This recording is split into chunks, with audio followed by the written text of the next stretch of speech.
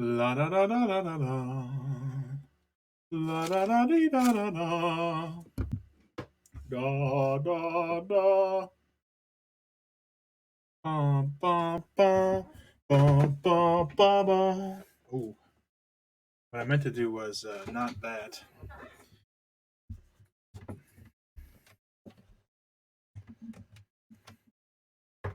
And that's a copyright strike. And now my entire channel is taken down. Sorry, guys, no more reading.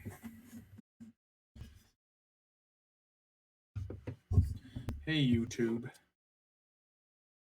What's up, YouTube? What's up, Forum? What's happening, Forum? It's Stone Cold coming to you. It's, what's my name? It's Cold Stone coming at you. From the Readery for some more sense and sensibility. It's all making sense now. According to my YouTube, 19 views in the last Sense and Sensibility video. Or the first one. Pretty good. Hope people enjoy these readings. And check me out live on Twitch. Like I am right now.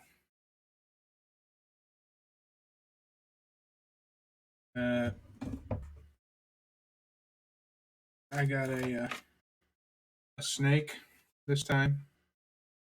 It's a live snake, so watch out. It will make an appearance again in the stream. If you point out the snake, you win the stream prize, which stream prize this stream is you win the snake. You come and get it, you can have the snake. Hello, one viewer. Welcome, Dr. DeAngles or Mr. Beast, I guess. That's my guess. Let's see how good of a guess it was.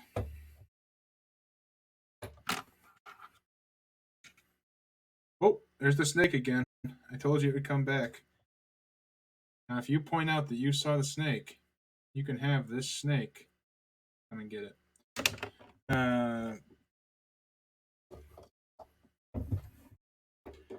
For this stream, Twitch is going to remove me for saying this. For this stream, we're going to be sticking thumbtacks in my eyes. And that's another content strike. I accidentally sang a copyrighted song earlier, so this whole thing is it's unusable. I can't edit any of these videos. I don't have the mental capacity to do so. Well, I suppose I'm wasted enough time here with my preamble, my hilarious preamble to get people interested, talking nothing at all about Jane Austen. So Jane. Because I don't really know that much about her personal life. Unfortunately. Let's do a little reading. Let's just do a little Wikipediaing. I think Wikipedia you can stream. Oh no, I'm dying. Oh. Oh. Oh. Tragic early death of Jane Austen. 1775 to 1817.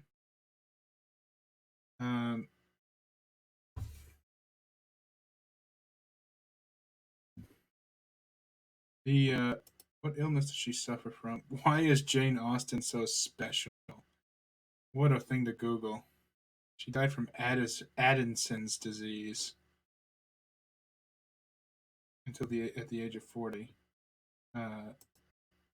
Not that she has a universal comic wit. I agree with that. Her novels are talking shops. She wrote brilliantly natural sounding conversation. Really? Her characters coming to life as they speak. I mean, they do come to life as they speak.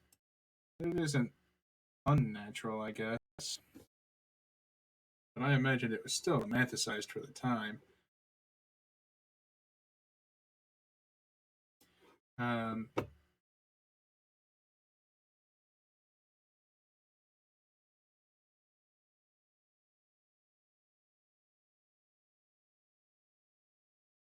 she she didn't gain that much fame in her life, unfortunately. Apparently,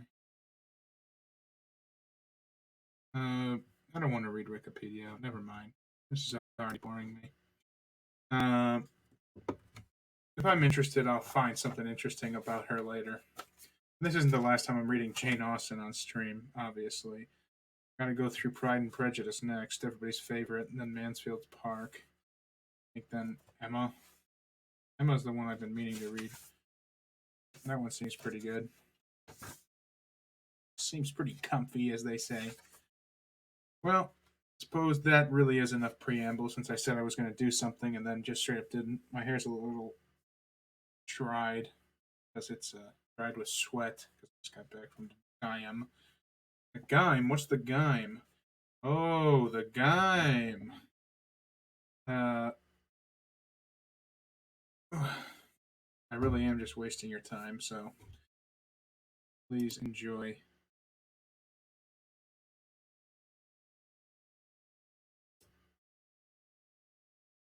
Oh my goodness.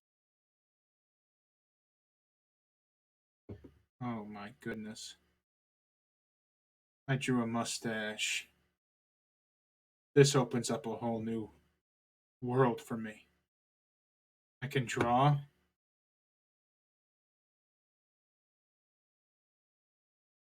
I can draw on stream. This is really a this is a whole new world.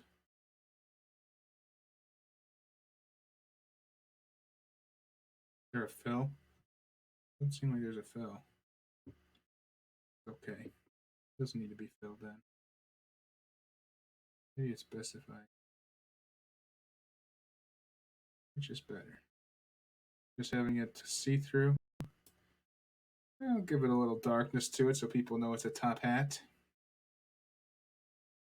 Oh man, oh man. Am I dapper? Wow, and I thought I was handsome before. This. Oh my. What are you? Okay. I really am just wasting time. Chapter 7. Chapter 17. Mrs. Dashwood was surprised only for a moment at seeing him. Him being uh, Edward, I think was his name. Let me see. Eleanor took. Let me recap here. Ferrers. I think Edward Ferrers. Um, the last time we read, Colonel Brandon had to run out quickly, leaving them all high and dry on their affair to go to a party, another estate.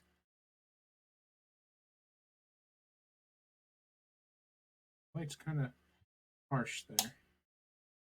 Then it's kind of dull here. Uh, and then soon after, Willoughby had to follow him into the city. I assume on different business, but not necessarily. All those noises in the background, my cat just constantly runs around in circles, basically. He needs some energy. He needs some exercise. He needs me to play with him all the time, constantly. He's like 12 and he still runs around like a kitten. Hi, kitty. You're a cutie kitty. I love you. Oh.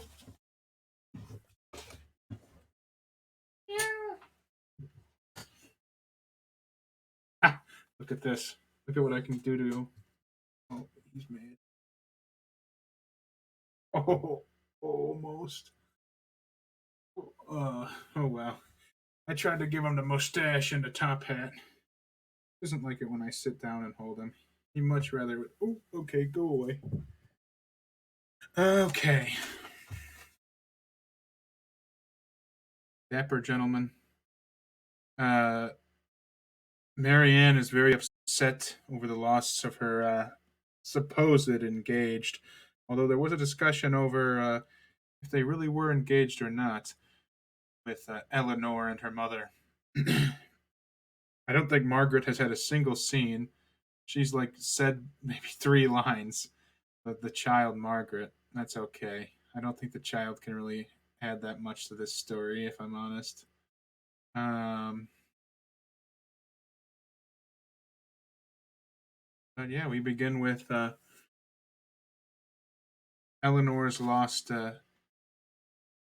love interest, I guess, long lost love interest that she left back in Sussex when they moved. Uh, Mr. Ferrars. And chapter 17 begins with Mrs. Dashwood was surprised only for a moment at seeing him, for his coming to Barton was, in her opinion, of all things the most natural. Her joy and expressions of regard long outlived her wonder. He received the kindest welcome from her, and shyness, coldness, reserve could not stand against such a reception. They had begun to fail him before he entered the house, and they were quite overcome by the captivating manners of Mrs. Dashwood. Indeed, a man could not very well be in love with either of her daughters without extending the passion to her, and Eleanor had the satisfaction of seeing him soon become more like himself. His affections seemed to reanimate towards them all, and his interest in their welfare again became perceptible. He was not in spirits, however. He praised their house, admired its prospect, was attentive and kind, but still he was not in spirits. The whole family perceived it, and Mrs. Dashwood, attributing it to some want of liberality in his mother, sat down to table indignant against all selfish parents. Oh, these selfish parents. You know who you are. What are Mrs. Ferris's views for you at present, Edward? She said when dinner was over and they had drawn round the fire. Are you still to be a great orator in spite of yourself? No. I hope my mother is now convinced that I have no more talent than inclination for a public life. But how is your fame to be established? For famous you must be to satisfy all your family, and with no inclination for expense, no affection for strangers, no profession, and no assurance, you may find it a difficult matter. I shall not attempt it. I have no wish to be distinguished, and I have every reason to hope I never shall.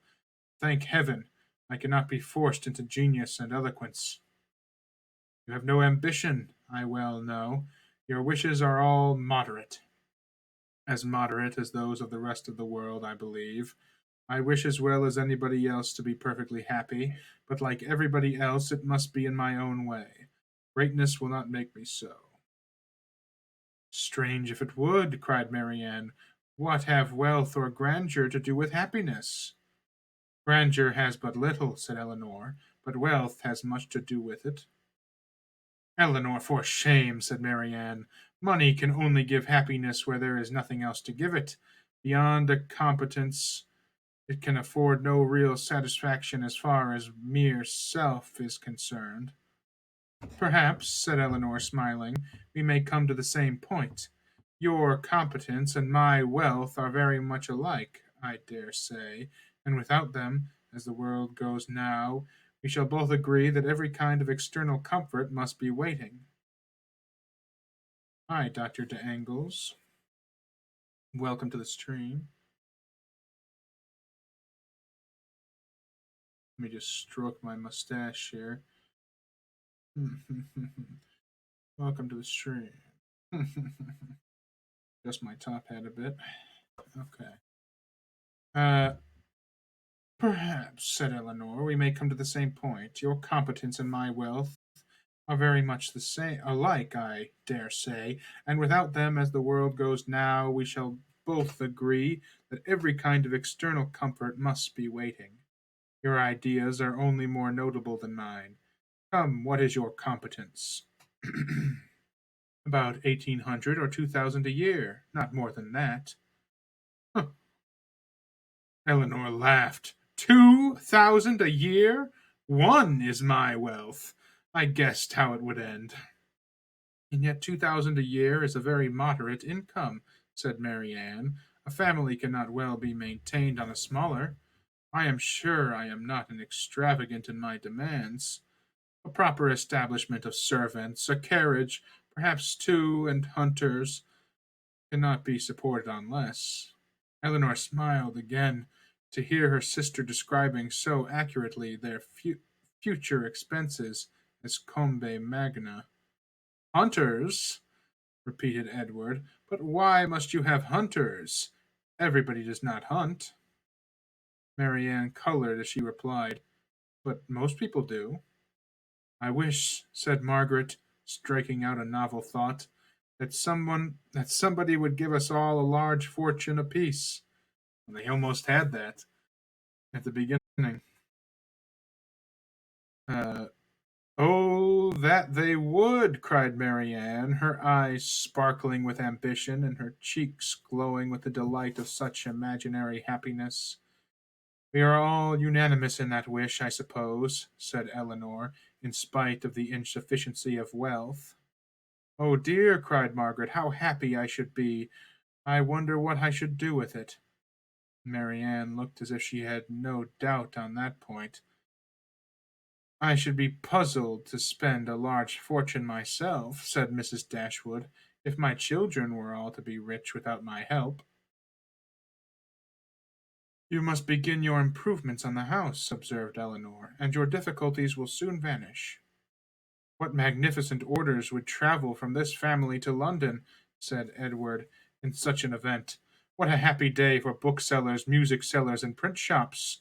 You, Miss Dashwood, would give a general commission for every new print of merit to be sent. As for Marianne, I know her greatness of soul.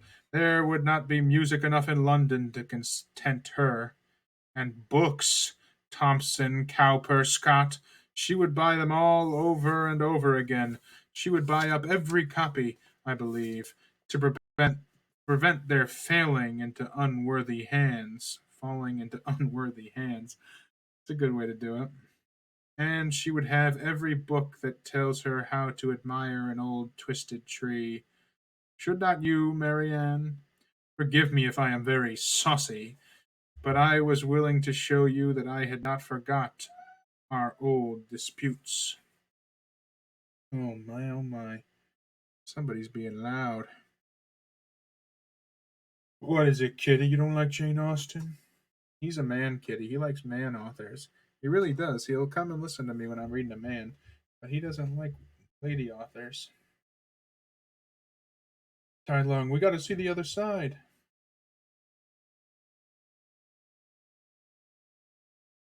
There's my cat. He doesn't want to come on screen right now. He was on earlier. Just rewind a little bit. I tried to give him the mustache and top hat.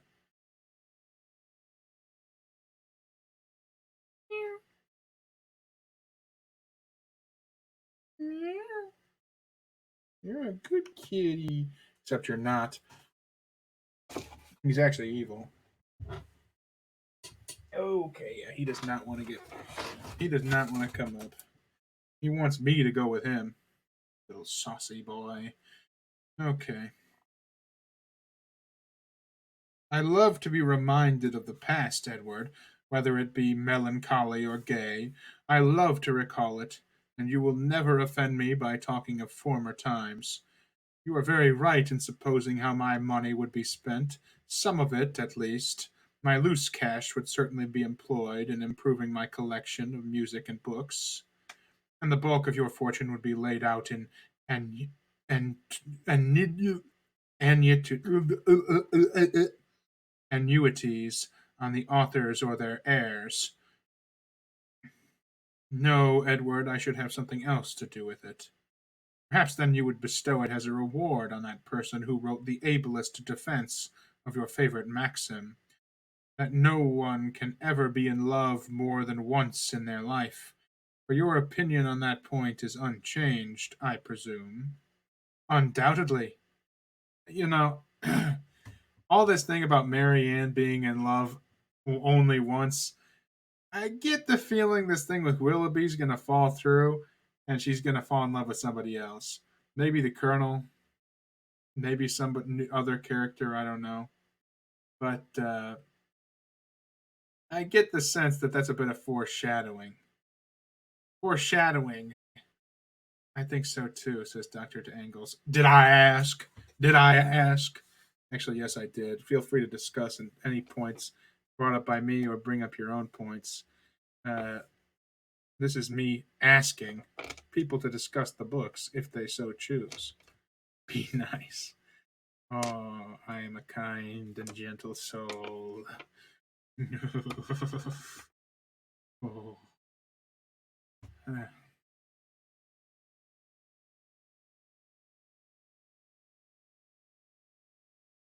Stroking my mustache.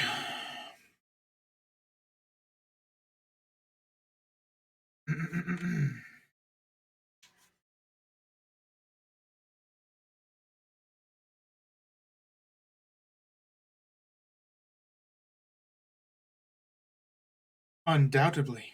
At my time of life, opinions are tolerably fixed. It is not likely that I should now see or hear anything to change them.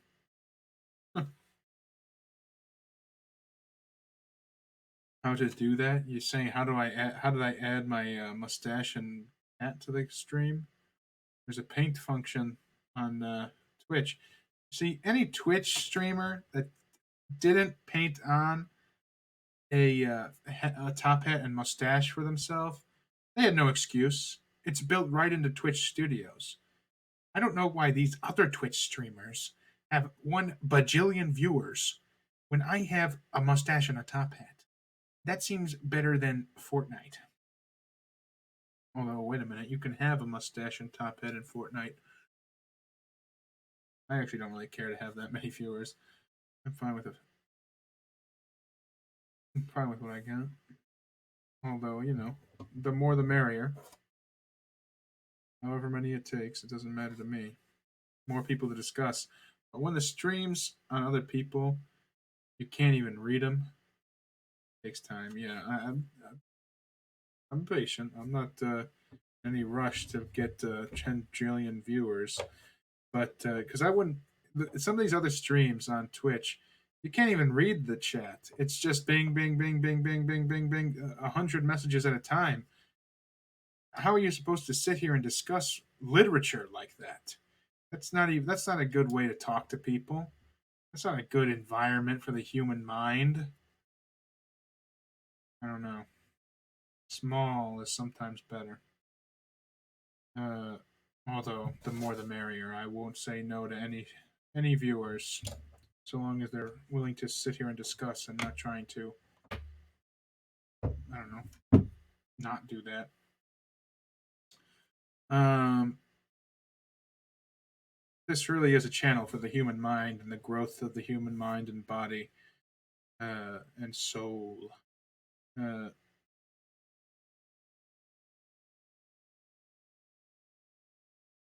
and literature is just my method of doing that. One of my methods. There'll be other types of streams too. Um, Back to the story. I'm gonna just talk in a mood today.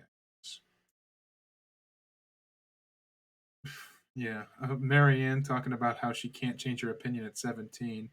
Nobody changes their. Nobody. At my time of life, opinions are tolerably fixed. It is not that I should now. It is not likely that I should now see or hear anything to change them. Not at 17. Marianne is as steadfast as ever, you see, said Eleanor. She is not at all altered. She has only grown a little more grave than she was. Nay, Edward, said Marianne, you need not reproach me. You are not very gay yourself. Why should you think so? Replied he with a sigh. But gaiety never was a part of my character.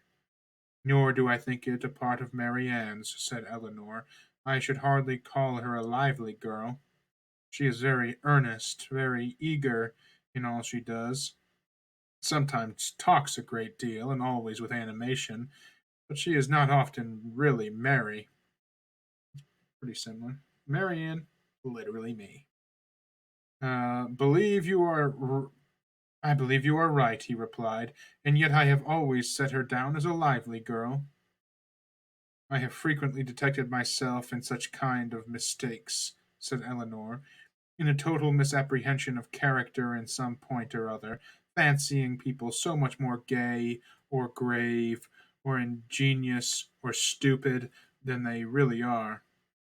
And I can hardly tell why or in what the deception originated. Sometimes one is guided by what they say of themselves, and very frequently by what other people say of them, without giving oneself time to deliberate and judge.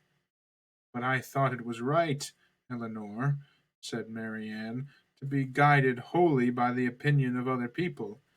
I thought our judgments were given us merely to be subservient to those of our neighbors. This has always been your doctrine, I am sure. No, Marianne, never. My doctrine has never aimed the subjugation of the understanding. All I have ever attempted to influence has been the behavior. You must not confound my meaning.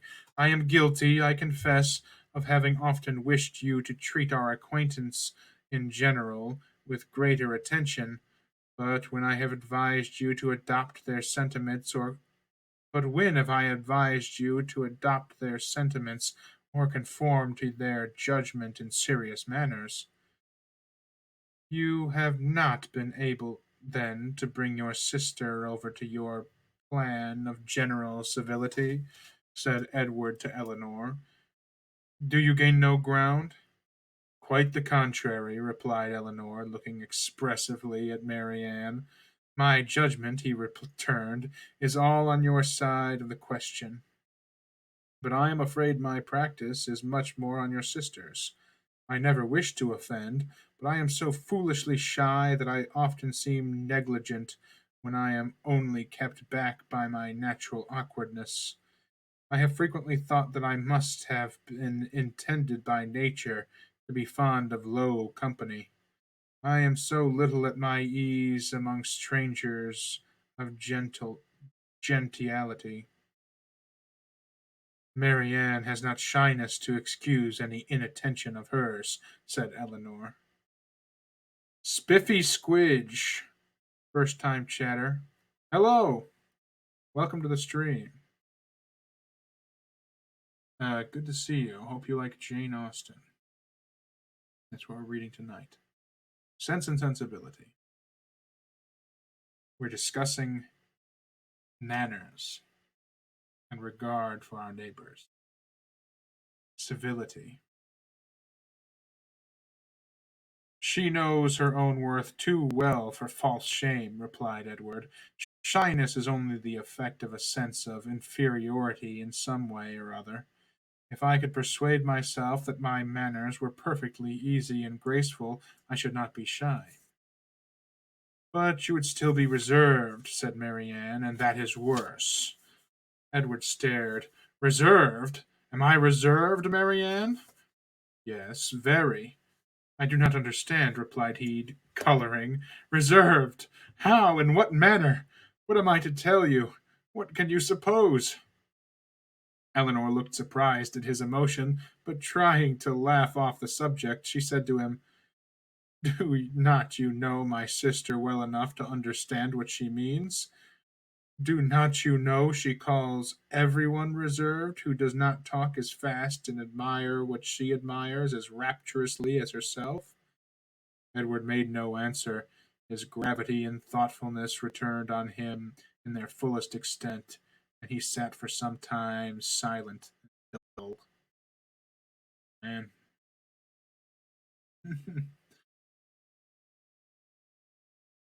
I don't know what she sees in this guy. Chapter 18. Eleanor saw with great uneasiness the low spirits of her friend. His visit afforded her but a very partial satisfaction, while his own enjoyment in it appeared so imperfect. It was evident that he was unhappy. She wished it were equally evident that he still distinguished her by the same affection which once she felt no doubt of inspiring, but hitherto the continuance of his preference seemed very uncertain, and the reservedness of his manner toward her contradicted one moment what a more animated look had intimated the preceding one. He joined her and Marianne in the breakfast room the next morning before the others were down, and Marianne, who was always eager to promote their happiness as far as she could, soon left them to themselves. But before she was halfway upstairs, she heard the parlor door open, and turning round was astonished to see Edward himself come out. "I am going into the village to see my horses," said he, "as you are not yet ready for breakfast. I shall be back again presently." Sequence break. Edward returned to them with fresh admiration of the surrounding country.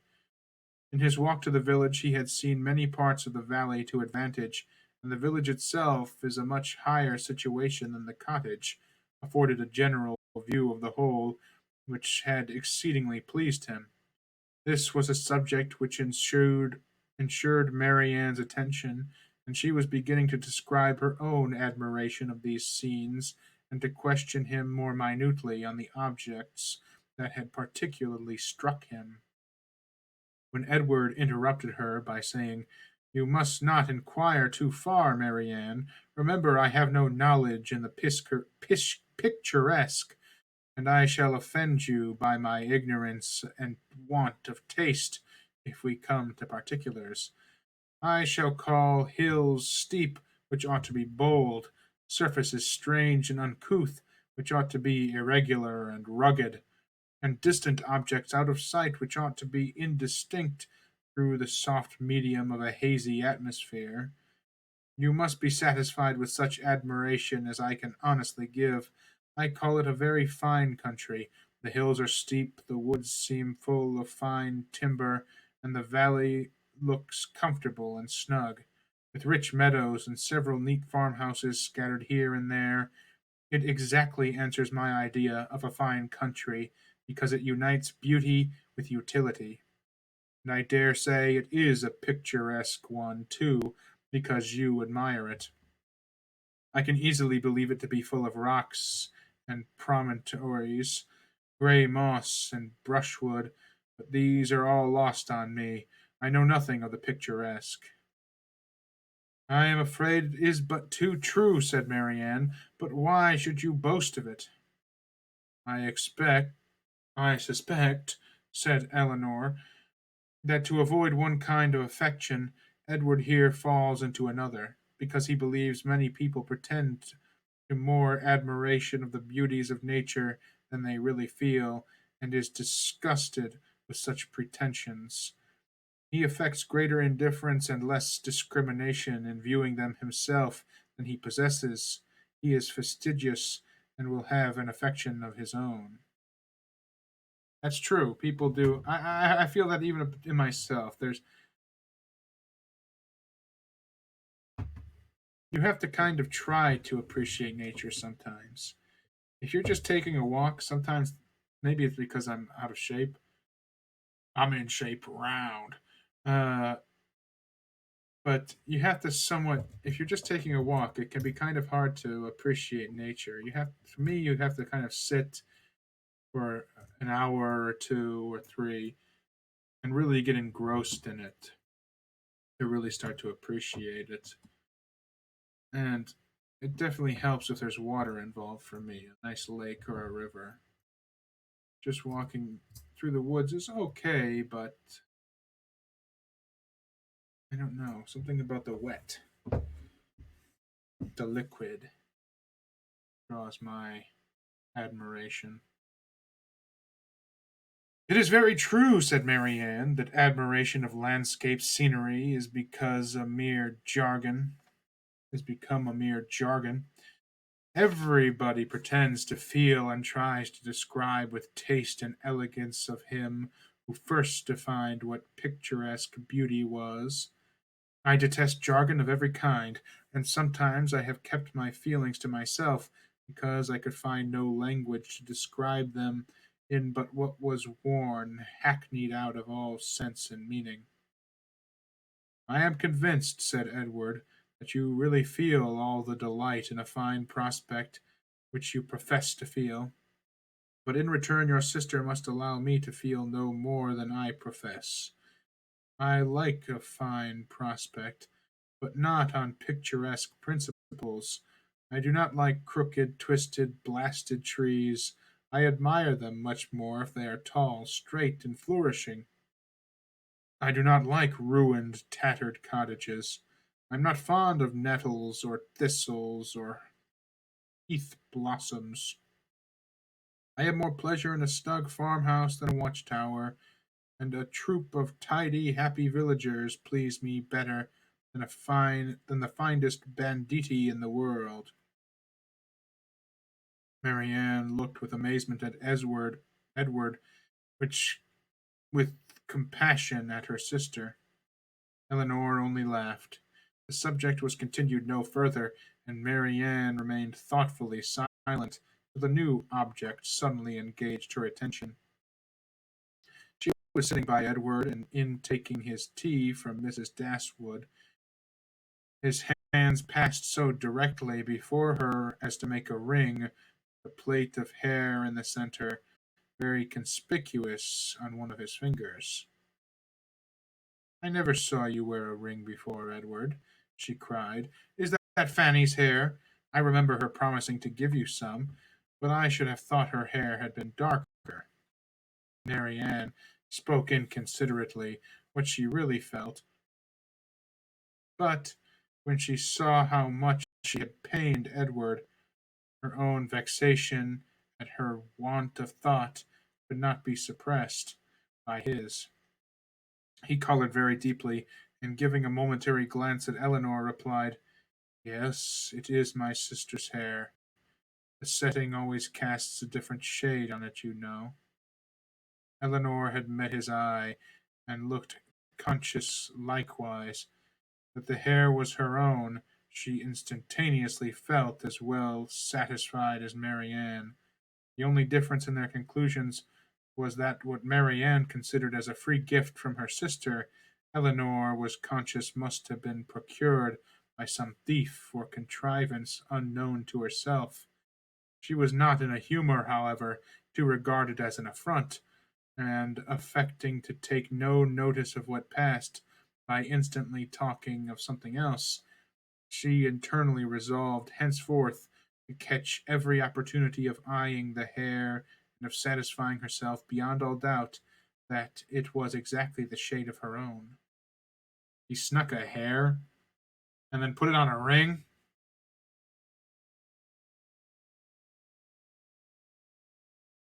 Edward's embarrassment lasted some time, and it ended in an absence of mind still more settled. He was particularly grave the whole morning. Marianne severely censured herself for what she had said, but her own forgiveness might have been more speedy had she known how little offence it had given her sister. Before the middle of the day, they were visited by Sir John and Mrs. Jennings, who, having heard of the arrival of a gentleman at the cottage, came to take a survey of the guest. With the assistance of his mother-in-law, Sir John was not long in discovering that the name of Ferris began with an F, and this prepared a future mine of raillery against the devoted Eleanor. Remember that I think it was Marianne or maybe Margaret dropped the hint that Eleanor was in love with a Mr. F. Um, Sir John was not long in discovering that the name of Ferris began with an F, and this prepared a future mine of raillery against the devoted Eleanor, which nothing but the newness of their acquaintance with Edward could have prevented from being immediately sprung.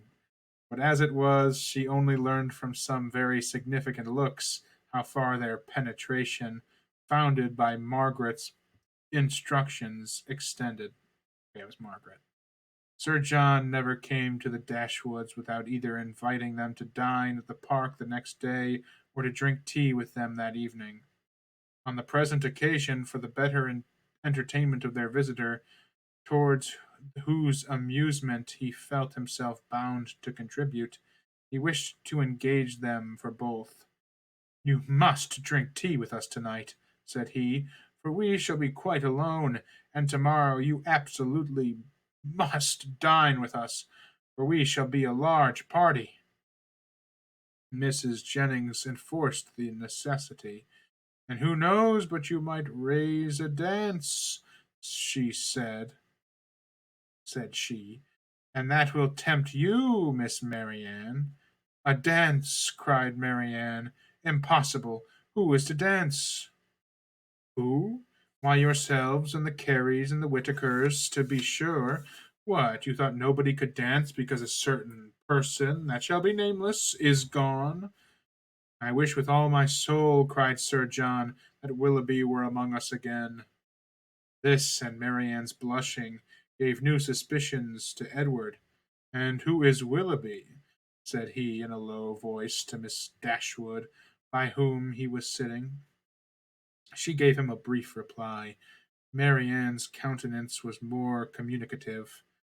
Edward saw enough to comprehend not only the meaning of others, but such of Marianne's expressions as had puzzled him before, and when their visitors left them, he went immediately round her and said in a whisper, "I have been guessing.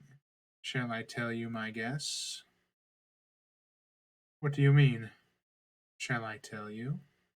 "Certainly." "Well, then, I guess that Mr. Willoughby hunts." Marianne was surprised and confused, yet she could not help smiling at the quiet archness of his manner, and after a moment's silence said, "Oh, Edward, how can you? But the time will come, I hope. I am sure you will like him." "I do not doubt it," replied he, rather astonished at her earnestness and warmth, for he had not imagined it to be a joke for the good of her acquaintance in general, founded only on a something or nothing between Mr. Willoughby and herself. He would not have ventured to mention it. He figured out why she wanted hunters, which I assume means hunting dogs. Um,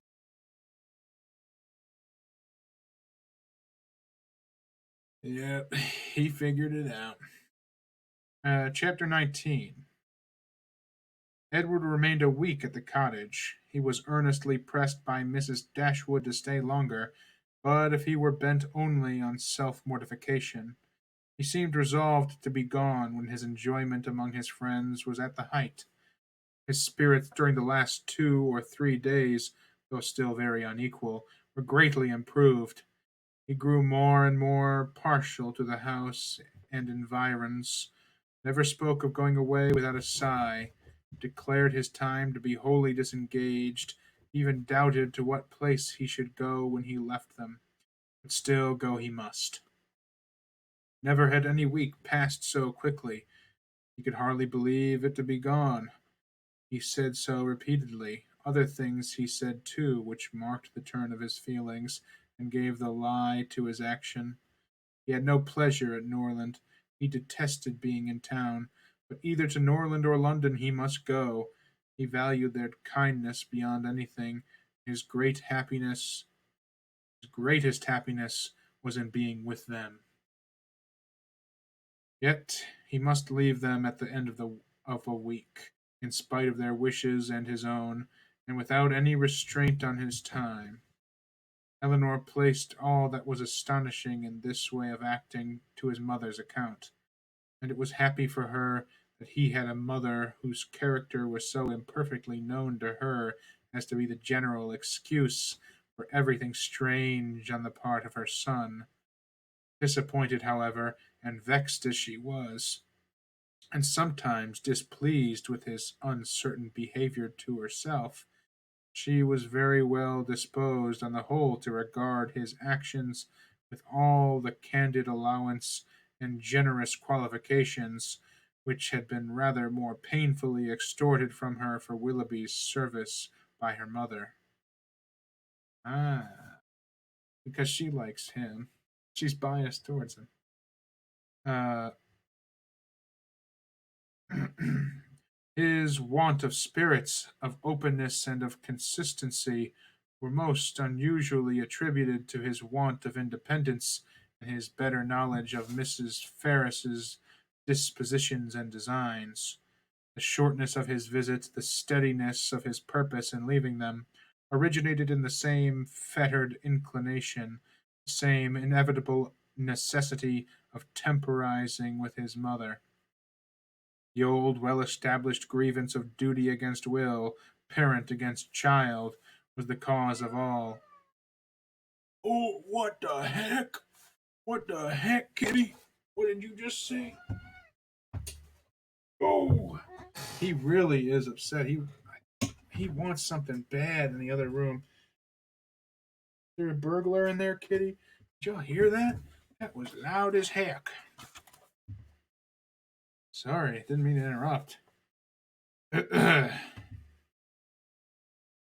His want of spirits, of openness, and of consistency were most usually attributed to his want of independence and his better knowledge of Mrs. Ferrars' dispositions and designs. The shortness of his visit, the steadiness of his purpose in leaving them, originated in the same fettered inclination, the same inevitable necessity of temporizing with his mother. The old well established grievance of duty against will, parent against child, was the cause of all. She would have been glad to know when these difficulties were to cease, this opposition was to yield, when Mrs. Ferrars would be reformed, and her son be at liberty to be happy. But from such vain wishes she was forced to turn for comfort to the renewal of her confidence in Edward's affection, to the remembrance of every mark of regard in look or word which fell from him while at Barton, and above all, to that flattering proof of it which he constantly wore round his finger. Who wants to place bets that that's not her hair? I think, Edward, said Mrs. Dashwood, as they were at breakfast the last morning, you would be a happier man if you had any profession to engage your time and give an interest to your plans and actions. Some inconveniences to your friends, indeed, might result from it, but you would not be able to give them so much of your time. But, with a smile, you would be materially benefited in one particular at least. You would know where to go when you left them. I do assure you, he replied, that I have long thought on this point, as you think now. It has been and is, and probably will always be, a heavy misfortune to me that I have had no necessary business to engage me, no profession to give me employment, or afford me anything like independence. But unfortunately, my own nicety and the nicety of my friends have made me what I am, an idle, helpless being. We never could agree in our choice of a profession. I always preferred the church, as I still do, but that was not smart enough for my family. They recommended the army. That was a great deal too smart for me. The law was allowed to be genteel enough. Many young men who had chambers in the Temple made a good appearance in the first circles and drove about town in very knowing gigs, but I had no inclination for the law, even in this less obtrusive study of it which my family approves. Abstruse? I don't know what abstruse means. Let's look it up. Abstruse. Abstruse. Abstruse.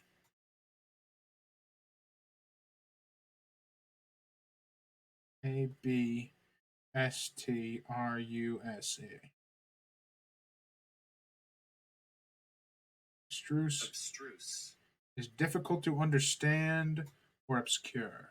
Abstruse, difficult to understand or obscure. Get myself, make sure my mustache and top hat are on right before I continue reading from Sense and Sensibility by Jane Austen.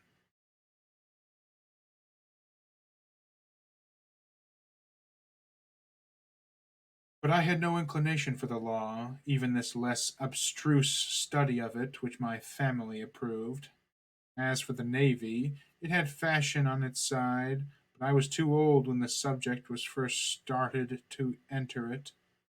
And at length, as there was no necessity for my having any profession at all, as I might be as dashing and expensive without a red coat on my back as with one, idleness was pronounced on the whole to be of the most advantageous and honorable. A young man of 18 is not in general so earnestly bent on being busy as to resist the social solicitations of his friends to do nothing. I was therefore entered at Oxford, and have been properly idle ever since. The consequence of which, I suppose, will be, said Mrs. Dashwood, since leisure has not promoted your own happiness, that your sons will be brought up to as many pursuits, employments, professions, and trades as Columella's. I'm curious as to what Columella's is, too. That's a proper noun there. As Columella's, this is a person who seemingly had a lot of trades. Columella.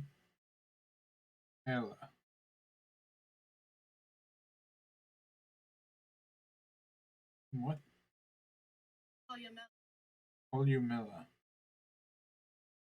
Okay, well, the non-proper noun is the middle of ear of birds, reptiles, and amphibians. The axis of a spiral shell. Professions.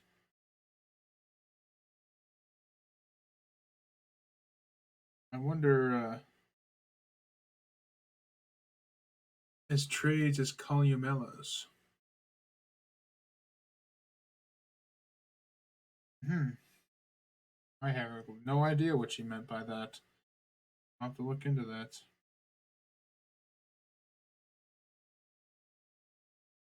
Um, they will be brought up, he said in a serious accent, to be as unlike myself as is possible, in feeling, in action, in condition, in everything. Come, come. This is all an effusion of immediate want of spirits, Edward. You are in a melancholy humor and fancy that any one unlike yourself must be happy. But remember that the pain of partaking from friends will be felt by everybody. Parting. The pain of parting from friends will be felt by everybody at times, whatever be their education or state. Know your own happiness. You want nothing but patience, or give it a more fascinating name. Call it hope. Your mother will secure to you in time that independence you are so anxious for. It is her duty, and it must ere long become her happiness to prevent your whole youth from being wasted in discontent.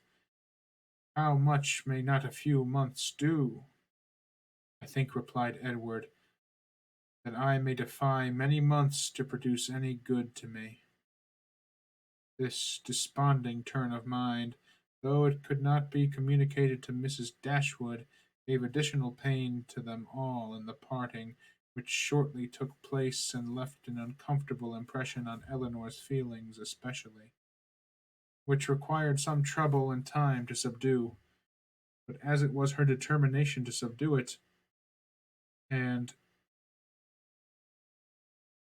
to prevent herself from appearing to suffer more than what all her family suffered on his going away, She did not adopt the method so judiciously employed by Marianne on a similar occasion to argument and fix her sorrow by seeking silence, solitude, and idleness.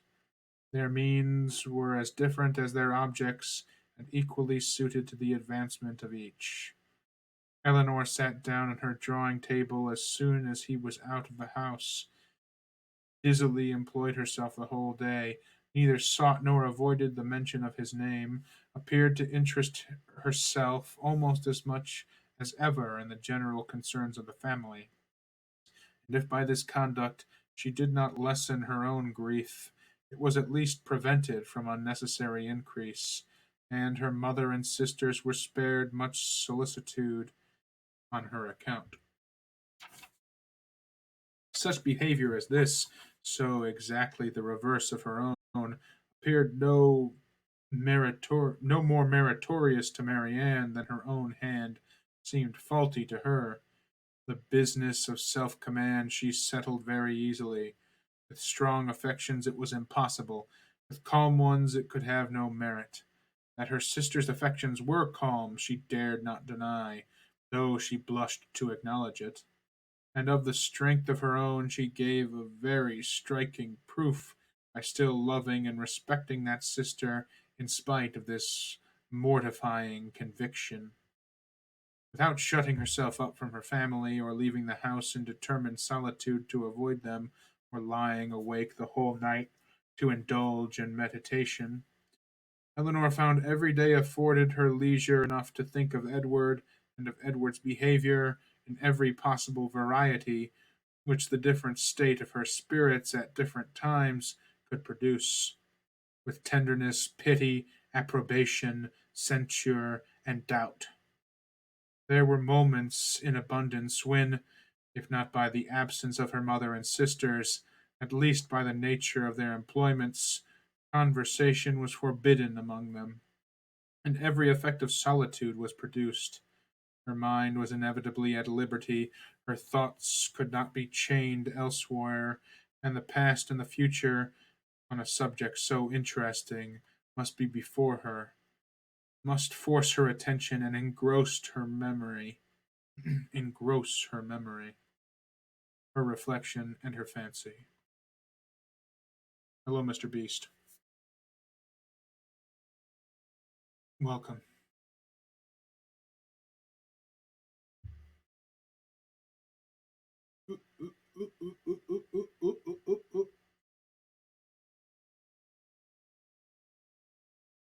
Indubitably. From a reverie of this kind, as she sat at her drawing table, she was roused one morning soon after Edward's leaving them by arrival of the company. More company. Nice stash. Thanks, Mr. Beast. Mr. Beast, you told me privately that you prefer Jane Eyre to Sense and Sensibility or Jane Austen's works. Well, I'll have to give that a test myself. Perhaps Jane Eyre, maybe not this month, but next month. Yes, I feel Jane Eyre needs to come and have her time in the sun, or in the winter, I suppose. Yeah. Not to compare these two authors, as not the author's fault, but one can have opinion on books.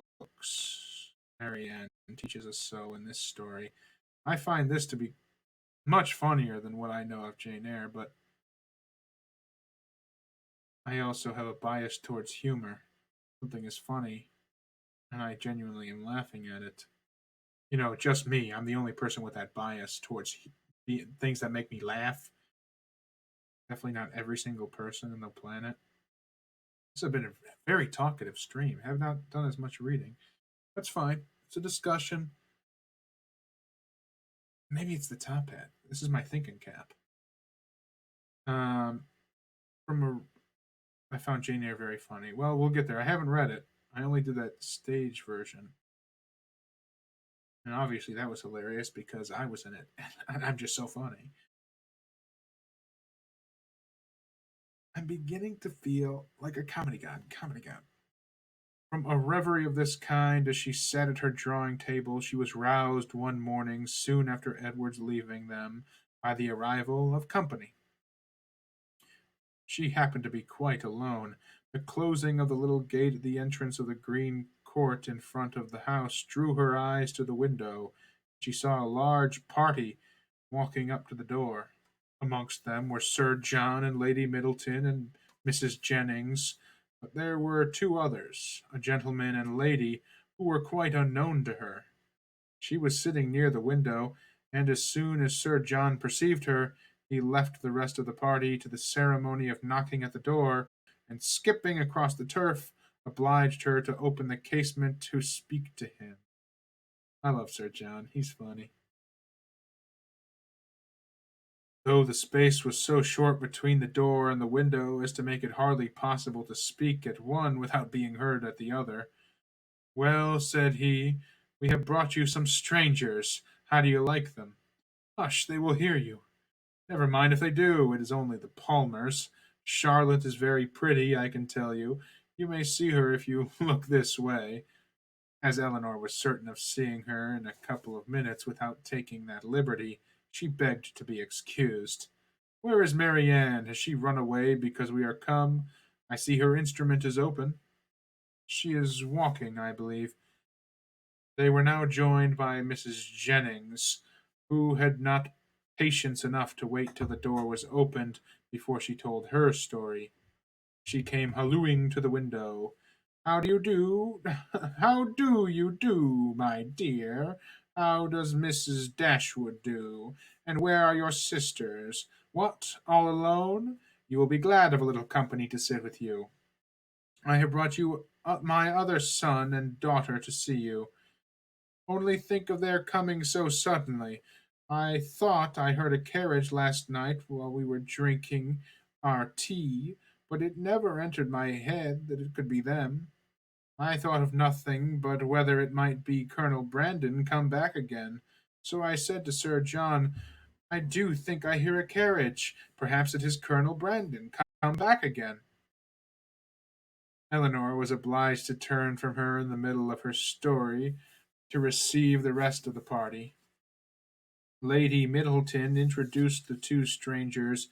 Mrs. Dashwood and Margaret came downstairs at the same time, and they all sat down to look at one another while Mrs. Jennings continued her story as she walked through the passage into the parlor attended by Sir John. Mrs. Palmer was several years younger than Lady Middleton and totally unlike her in every respect. She was short and plump, had a very pretty face, and the finest expression of good humor in it that could possibly be. Her manners were by no means so elegant as her sister's, but they were much more prepossessing. She came in with a smile, smiled all the time of her visit except when she laughed, smiled when she went away.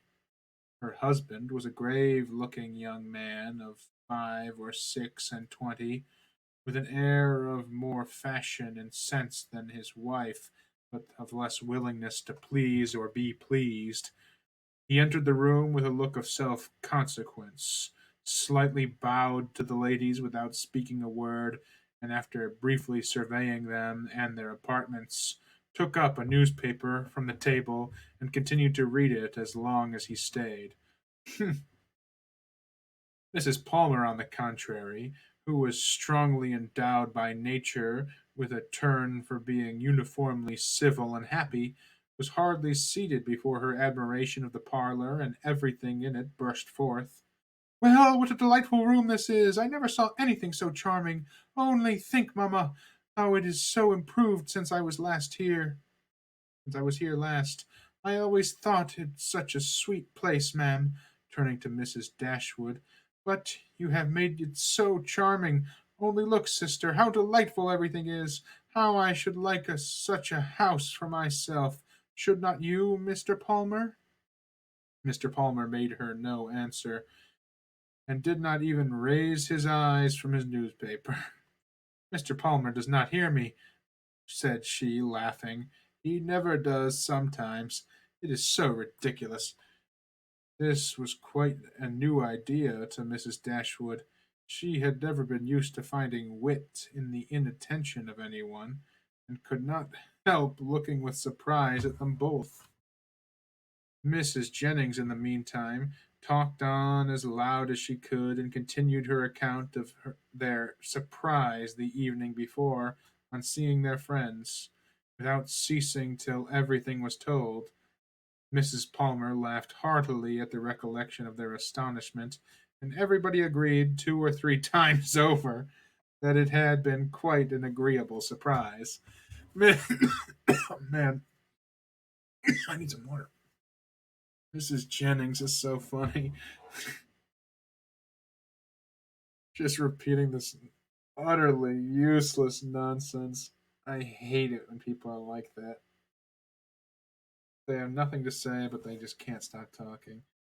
Sometimes I get it; it's easy to slip into, but and it's sad if you just have nothing to say ever. Be more interesting, I guess.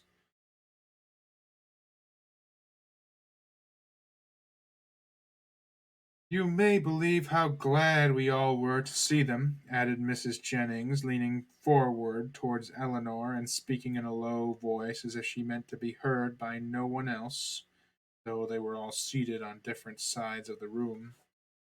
But, however, I can't help wishing they had not travelled quite so fast, nor made such a long journey of it, for they came all round by London upon account of some business, for you know, nodding significantly and pointing to her daughter, it was wrong in her situation. I wanted her to stay at home and rest this morning, but she would come with us. She longed so much to see you all. Mrs. Palmer laughed and said it would not do her any harm. She expects to be confined in February, continued Mrs. Jennings.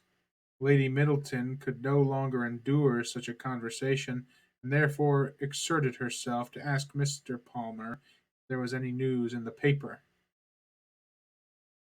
No, none at all, he replied, and read on. Here comes Marianne, cried Sir John. Now, Palmer, you shall see a monstrous pretty girl. I do need a fancy mug to drink from. I have a couple of mugs. Not really fitting for this book here. Actually, love the mugs. Yeah, I have a gnome mug. I do just get another mug, but it needs to be washed. Uh, he immediately went into the passage, opened the front door, and ushered her in himself. Mrs. Jennings asked her as soon as she appeared if she had not been to Allenham, and Mrs. Palmer laughed so heartily at the question as to show she understood it. Mr. Palmer looked up on her entering the room, stared at her some minutes, and then returned to his newspaper. Mrs. Palmer's eye was now caught by the drawing which hung around the room. She got up to examine them. Oh dear, how beautiful these are! Well, how delightful! Do but look, mamma, how sweet! I declare they are quite charming. I could look at them forever. And then, sitting down again, she very soon forgot that there were any such things in the room. When Lady Middleton rose to go away, Mr. Palmer rose also, laid down the newspaper, stretched himself, and looked them all around. My love, have you been asleep? Said his wife, laughing. He made her no answer, and only observed, after again examining the room, that it was very low pitched, and that the ceiling was crooked, and then made his bow and departed with the rest. Sir John had been very urgent with them all to spend the next day at the park. Mrs. Dashwood, who did not choose to dine with them oftener than they dined at the cottage, absolutely refused on her own account. Her daughters might do as they pleased, but they had no curiosity to see how Mr. and Mrs. Palmer ate their dinner, and no expectation of pleasure from them in any other way. They attempted, therefore, likewise to excuse themselves The weather was uncertain and not likely to be good, but Sir John would not be satisfied. The carriage should be sent for them, and they must come. Lady Middleton, too, though she did not press their mother, pressed them. Mrs. Jennings and Mrs. Palmer joined the entreaties. All seemed equally anxious to avoid a family party, and the young ladies were obliged to yield. Why should they ask us? Said, why should they ask us? Uh, said Marianne as soon as they were gone. The rest of this cottage is said to be low, but we have it on very hard terms if we are to dine at the park whenever anyone is staying either with them or with us. They mean no less to be civil and kind to us now, said Eleanor, by these frequent invitations than by those which we received from them a few weeks ago. The alteration is not in them if their parties are grown tedious and dull. We must look for the change elsewhere. All this talk of water, I think I'll go get some. Be right back. Uh, I should edit this scene so it says be right back and it doesn't have the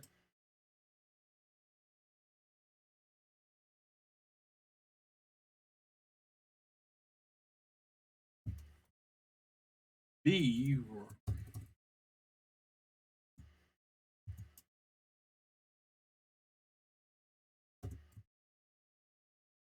be right back.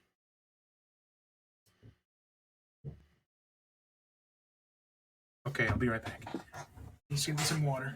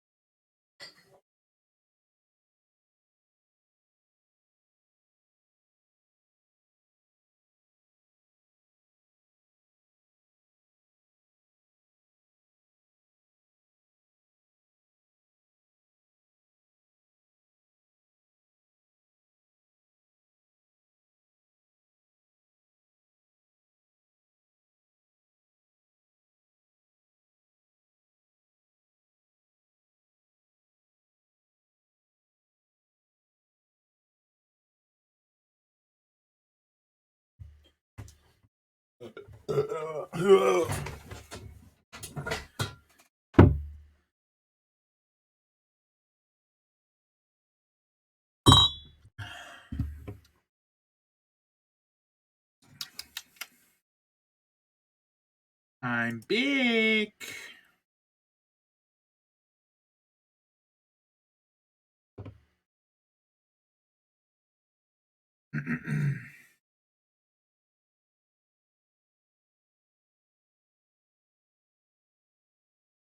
I could hear you.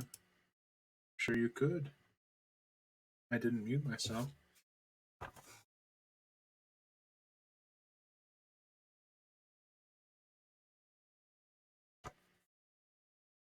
Burping. Chapter 20. As the Miss Dashwoods entered the drawing room of the park the next day at one door, Mrs. Palmer came running in at the other, looking as good humored and merry as before.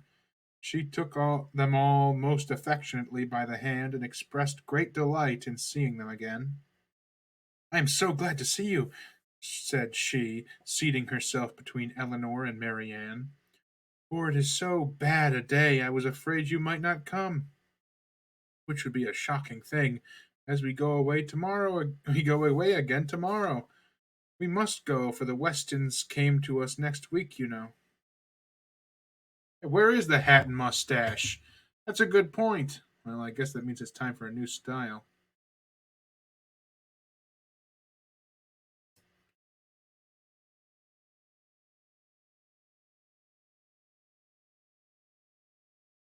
And I'll give myself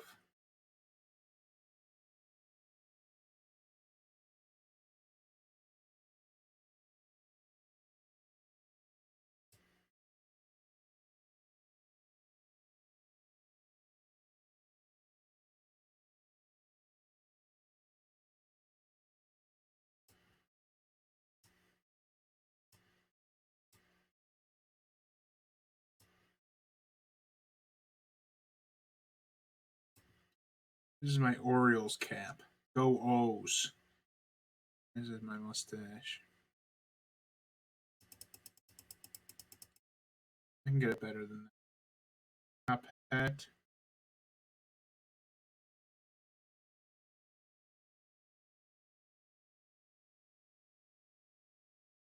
Oh, that's a fantastic top hat. Excusez-moi.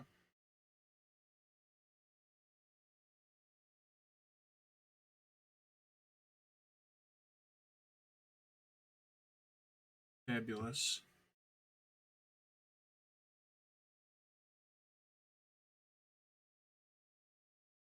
That's a swooping mustache. Oh, curl, curl. Oh, yeah. Off the other side. Ooh. Ooh. Oh. Oh. You know what?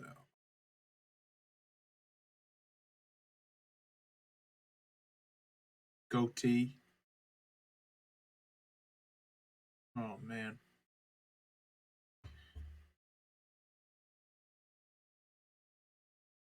I can't stop laughing at you. That's kind of mean, Mr. Beast. Kind of rude.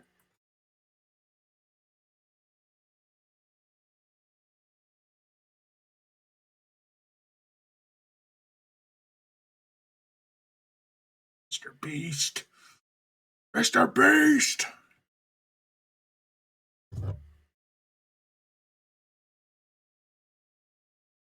Thank you for agreeing with me, Dr. DeAngles.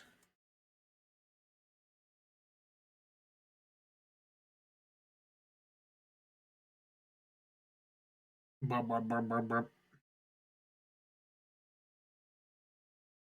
I said in a good way, said Mr. Beast. We must go, for the Westons come to us next week, you know. It was quite a sudden thing, our coming at all, and I knew nothing of it till the carriage was coming to the door, and then Mr. Palmer asked me if I would go with him to Barton. He is so droll. He never tells me anything. I'm so sorry we cannot stay longer. However, we shall meet again in town very soon, I hope. They were obliged to put an end to such an expectation. Not go to town, cried Mrs. Palmer with a laugh. I shall be quite disappointed if you do not. I could get the nicest house in the world for you next door to ours in Hanover Square. You must come indeed. I am sure I shall be very happy to chaperone you at any time till I am confined if Mrs. Dashwood should not like to go into public. If they went to town, they could go see their men. Just saying. And what good romance novel doesn't have a city scene? Every novel has to have a scene. If it takes place in the city, it has to have a scene set in the country. And if it takes place in the country, they have to take a visit to the city. It's the rules of novels. The city and the country. Those are the two. That's the duality of novels. It goes back all the way to the first Gilgamesh. Gilgamesh is the ruler of the city. Enkidu comes from the country, comes from the wild. He's a wild man. It goes all the way back to the beginning of literature. It's all the city or the country. As we read more, keep an eye out for that. It's the city or the country. That's all novels are. It's a visit to the city or a visit to the country. Um, they thanked her, but were obliged to resist all her entreaties. Oh, my love, cried Mrs. Palmer to her husband, who just then entered the room. You must help me persuade the Miss Dashwoods to go to town this winter. Her love made no answer, and after slightly bowing to the ladies, began complaining of the weather. How horrid all this is, said he. Such weather makes everything and everybody disgusting. Dullness is as much produced within doors as without by rain. It makes one detest all one's acquaintance. What the devil does Sir John mean by not having a billiard room in this house? How few people know what comfort is. Sir John is as stupid as the weather. What a nice guy. He says nothing and then just complains when he does speak. Very funny. Uh, the rest of the company soon dropped in. I am afraid, Miss Marianne, said Sir John, you have not been able to take your usual walk to Allenham today. They just do the same joke. Marianne looked very grave and said nothing. Oh, don't be so sly before us, said Mrs. Palmer, for we know all about it, I assure you. I admire your taste very much, for I think he is extremely handsome. But do not live a great way from him in the country, you know. Oh, we do not live a great way from him in the country, you know. Not above 10 miles, I dare say. Much nearer 30, said her husband. Ah, well, there's not that much difference. I never was at his house, but they say it is a sweet, pretty place. As vile a spot as I ever saw in my life, said Mr. Palmer. Marianne remained perfectly silent, though her countenance betrayed her interest in what was said. Is it very ugly? Continued Mrs. Palmer. Then it must be some other place that is so pretty, I suppose. They were seated in the dining room. Sir John observed with regret that they were only 8 altogether. My dear, said he to his lady, it is very provoking that we should be so few. Why did you not ask the Gilberts to come to us today? Did not I tell you, Sir John, when you spoke to me about it before, that it could not be done? They dined with us last. You and I, Sir John, said Mrs. Jennings, should not stand upon such ceremony. Then you will be very ill bred, cried Mr. Palmer. My love, you contradict everybody, said his wife with her usual laugh. You know you are quite rude. I did not know I contradicted anybody in calling your mother ill bred.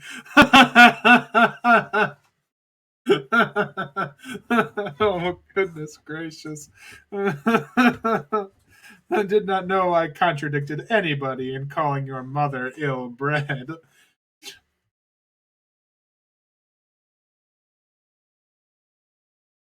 Oh, goodness gracious.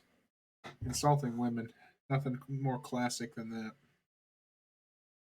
Ah, you may abuse me as you please, said the good natured old lady. You've taken Charlotte off my hands and cannot give her back again. So there I have to whip hand of you.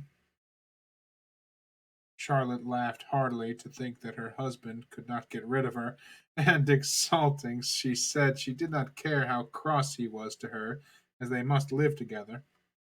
It was impossible for anyone to be more thoroughly good natured or more determined to be happy than Mrs. Palmer. The studied indifference, insolence, and discontent of her husband gave her no pain, and when he scolded or abused her, she was highly diverted. Mr. Palmer is so droll, she said in a whisper to Eleanor.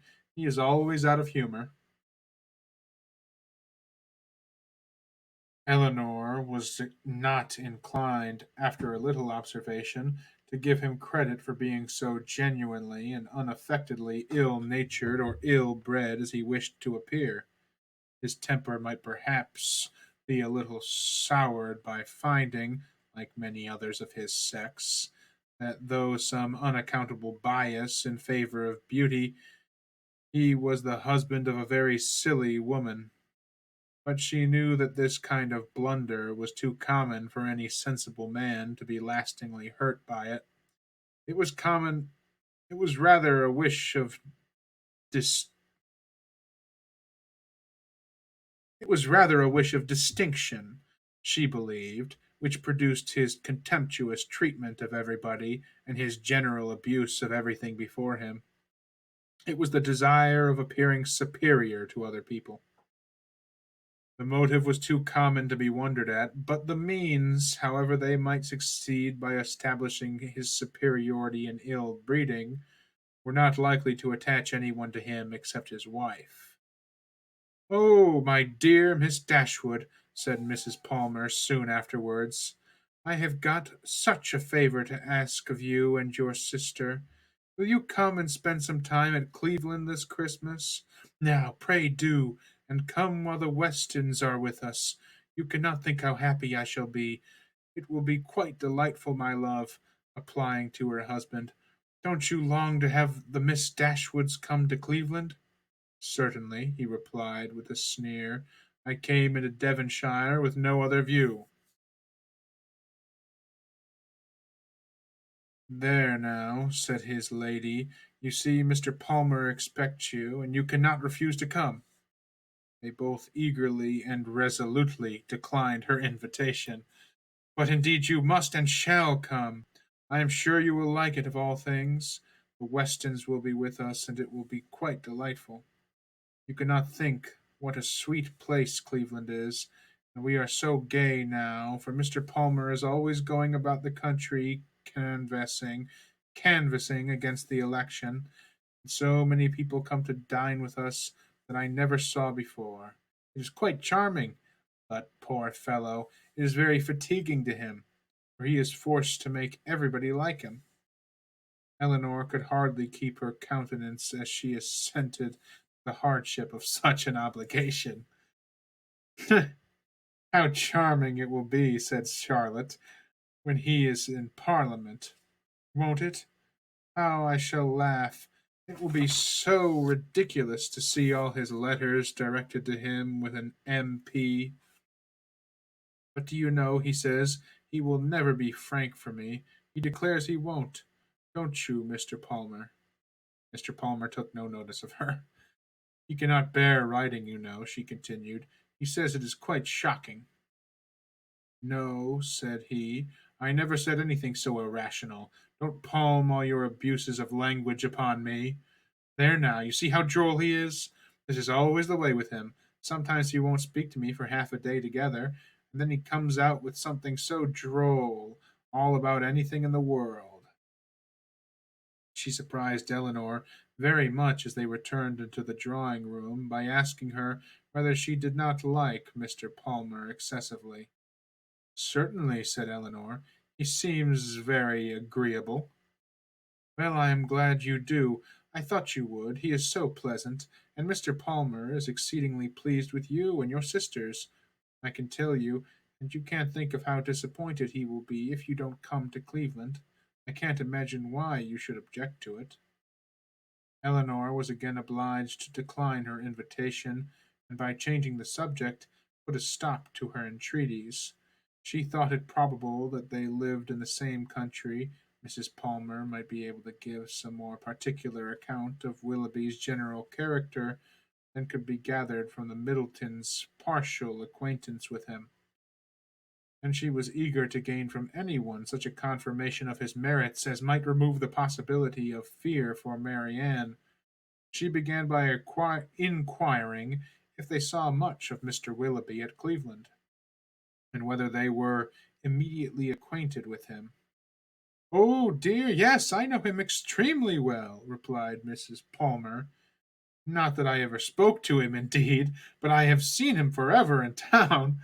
Somehow or other I never happened to be staying at Barton while he was at Allenham. Mamma saw him here once before, but I was with my uncle at Weymouth. Weymouth. However, I dare say we should have seen a great deal of him in Somersetshire if it had not happened very unluckily that we should never have been in the country together.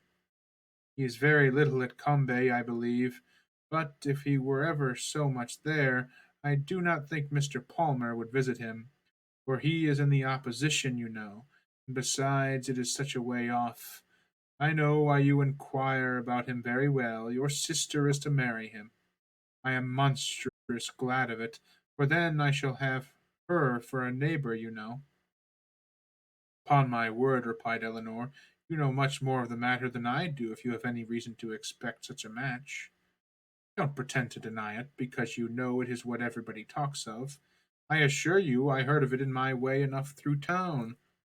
My dear Mrs. Palmer, upon my honor I did. I met Colonel Brandon Monday morning in Bond Street just before we left town, and he told me of it directly. You surprise me very much. Colonel Brandon tell you of it. Surely you must be mistaken.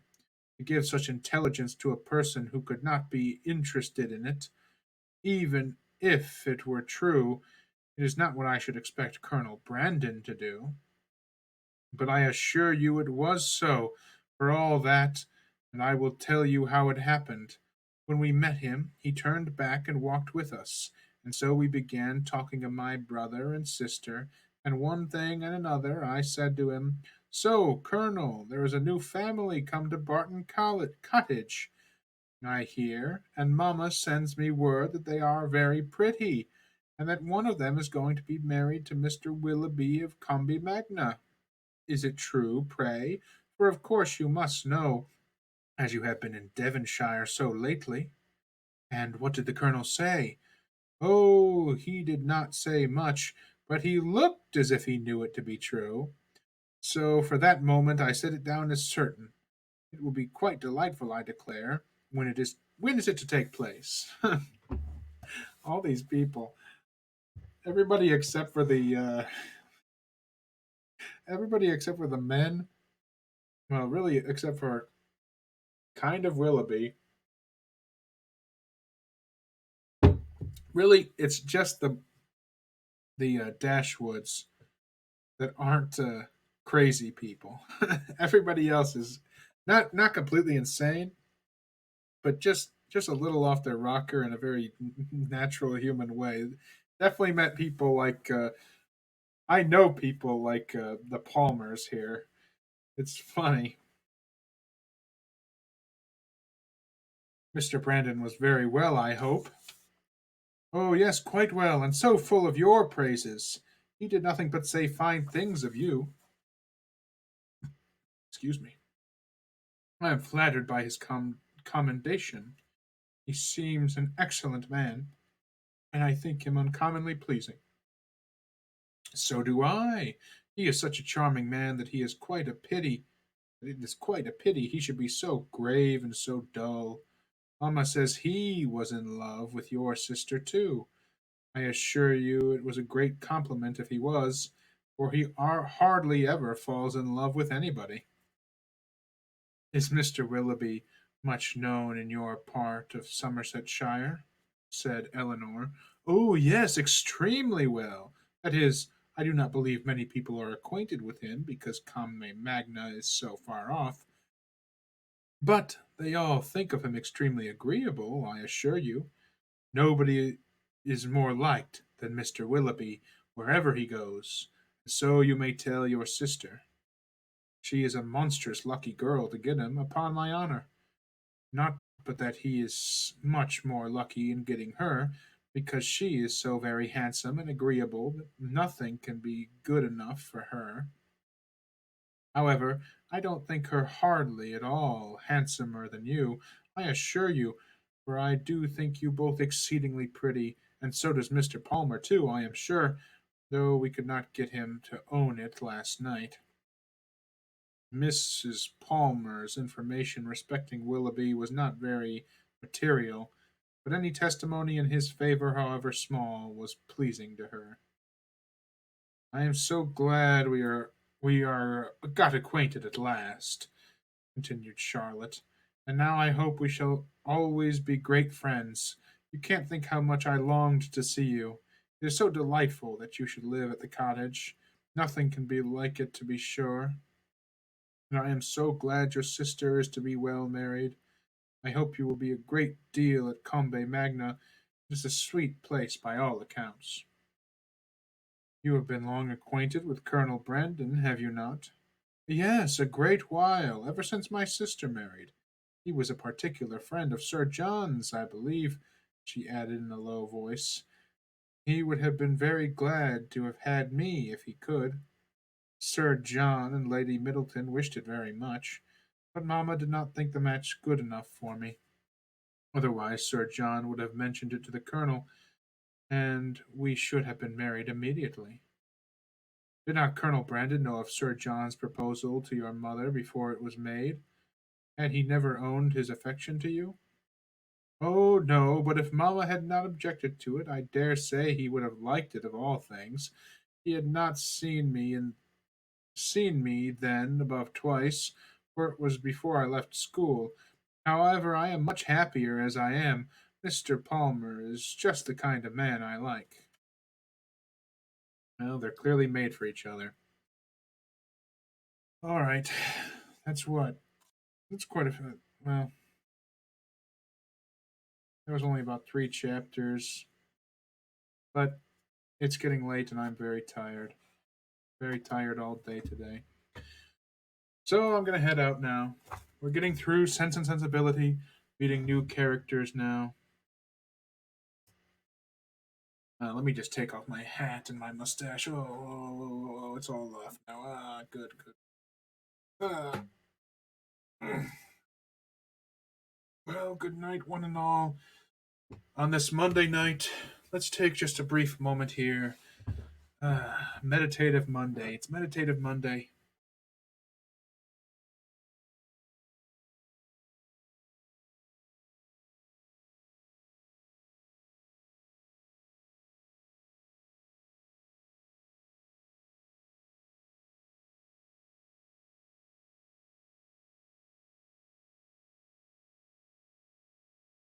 Good night, one and all.